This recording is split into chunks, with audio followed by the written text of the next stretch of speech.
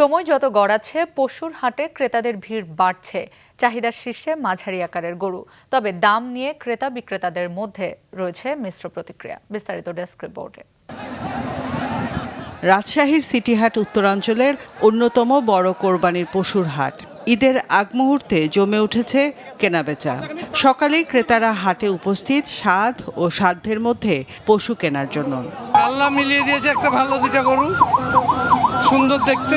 তুলনামূলক অনেক বেশি ভিড় এবার, আর এবার গরুর হাটটা অনেক ভালো গেছে আল্লাহর রহমতে। 40-এর গরু 20 কইছে, 15 কইছে, বাস হয়েছে, মাথা গরম সব পাটির। নরসিংদীতে কোরবানির পশুর সবচেয়ে বড় হাট শিবপুর পুটিয়ার হাট।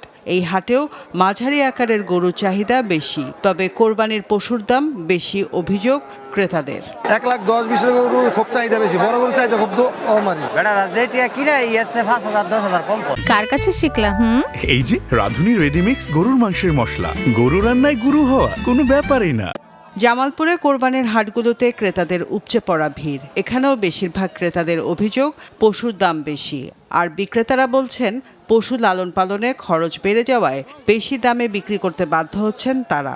দাম গতবারের তুলনায় একটু বেশি মনে হচ্ছে। মাঝারি সাইজের গরুগুলা দাম আকাশ ছোঁয়া। বাজেট অনুযায়ী আসলে গরুর দাম অনেক বেশি। নিরাপত্তা নিশ্চিত ও জাল টাকা শনাক্ত করতে বিশেষ ব্যবস্থা নিয়েছে হাট কর্তৃপক্ষ। জাল নোট শনাক্তকরণের জন্য আমাদের মেশিন আছে পর্যাপ্ত। এরপরে মানুষরা নির্বিঘ্নে যাতে লেনদেন করতে পারে আইন শৃঙ্খলা বাহিনী রয়েছে, র্যাব রয়েছে।